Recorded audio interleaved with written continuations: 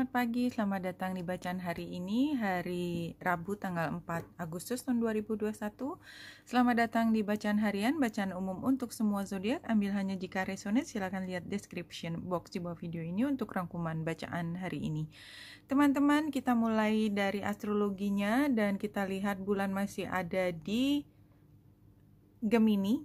Ini saatnya kita sedang sibuk, jadi biasanya perasaan kita itu sangat dipengaruhi oleh situasi di lingkungan dan bagaimana kita memahami situasi lingkungan tersebut. Dan karena pada hari ini dia bulan square dengan Neptunus, maka ada kemungkinan kita menjadi hipersensitif. Jadi lebih sensitif dari biasanya dan mudah tersinggung. Ya, jadi memang mungkin kita sedang menyiapkan sesuatu. Kita berpikir jam segini kita mau ngapain, jam segini kita mau ngapain. Semua harus selesai pada jam segini gitu. Katakanlah ternyata tidak berjalan sesuai dengan apa yang kita pikirkan seharusnya bagaimana. Itu membuat kita menjadi berpikir bahwa kita gagal merencanakan satu atau mewujudkan rencana tertentu. It can be like that. Dan kalau kita lihat di sini square juga terjadi antara Merkurius pengatur Gemini dengan Uranus, dan keduanya itu sama-sama sisi intelektualitas. Jadi memang somehow ini mungkin adalah hari di mana kata-kata menjadi sangat tajam, ya, entah keluar dari kita ke orang lain ke kita, atau kita ke diri sendiri.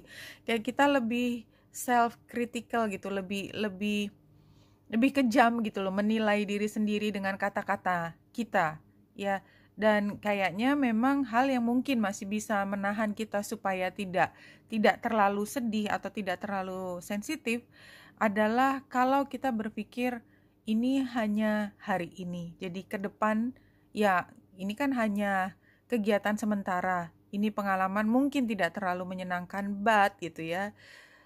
Hanya hari ini, so kalau saya bertahan hari ini, be a big girl or a big boy, ya, apapun istilahnya, menjadi orang yang lebih matang daripada perasaan saat ini, karena somehow kita kayak diperlakukan seperti anak kecil seperti itu, tapi sebenarnya enggak begitu aslinya, hanya somehow kayak kita diperlakukan seperti anak kecil, dan itu bukan karena orang lainnya, karena memang energinya begitu, seperti kita diingatkan untuk melihat ada yang lebih besar ke depan. Dan pada saat ini apapun yang terjadi persis di depan kita itu bukan kondisi esok hari.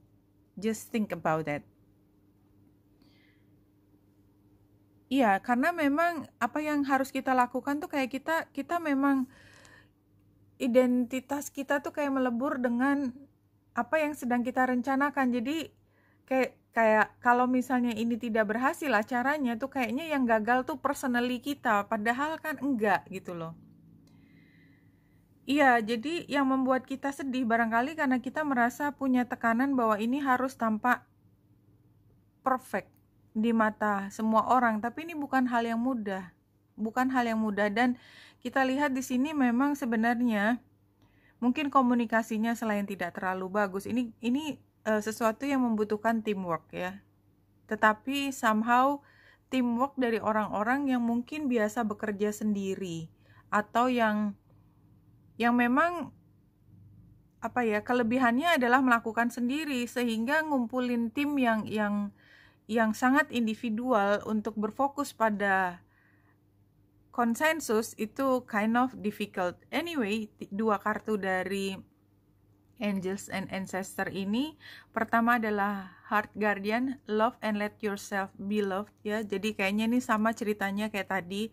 Kalau hari ini warnanya merah, jadi ada api, ada entah apa yang membakar hati kita dari luar atau dari dalam, tapi somehow kita perlu untuk melihat bahwa merah itu juga adalah rose, ya, bunga mawar, dan ada hati yang kita pegang. Keduanya, keindahan itu tetap kita pegang. Dan release the old and rest itu sama kayak tadi. Jadi kalaupun ini terjadi, ya, begitu nyesek, ya, barangkali ya rasanya tuh nyesek, tapi udahlah gitu, lepasin aja, nggak usah dipikirin terlalu dalam, ya, let it go, don't be too sensitive, ya. Kemudian istirahat. Dah, simpel kayak gitu, nggak usah berpikir panjang lebar. Nih, kayaknya memang hari ini ada helpless and hopeless. Jadi kayak mau apa? Tadi gambar gunungnya keluar lagi. Memang ini situasi yang tidak mudah, ya. Tapi ini adalah satu proses di mana yang tidak mungkin itu menjadi mungkin.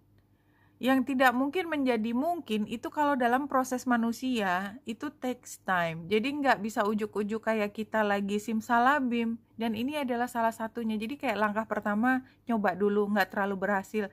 Tapi pengalaman ini akan menjadi basis yang lebih bagus ke depan. Karena ini adalah membentuk satu kebiasaan baru yang belum pernah sama sekali. Dan ini sebenarnya adalah dasar dari cinta, ya. Kita lihat love-nya warnanya hijau, masih muda. Tapi ya baru awal, belum sampai mana-mana. Kita lihat di sini juga nomor 1, love abounds, ya. Artinya memang cinta tapi tidak mudah. Kalau kita lihat 4 kartu yang berikut. Oke.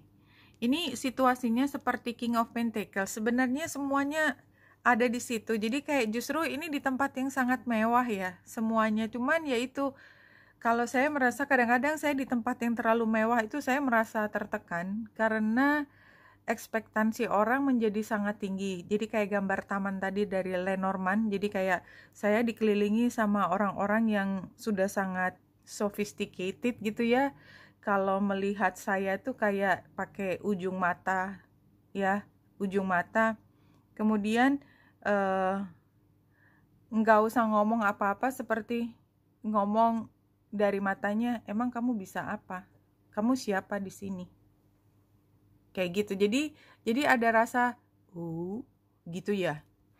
Nah, ini challenge-nya adalah kita kemudian diperlakukan gitu kayak hilang rasa percaya dirinya gitu. Kayak hilang. Jadi diperlakukan gitu bukannya kita memangnya kamu siapa? Memangnya hanya kamu berpenampilan atau punya status seperti itu dan kemudian kamu merasa lebih baik dari saya gitu kan. Jadi tapi itu butuh waktu sampai kita bisa ngomong begitu, sampai kita merasa setara.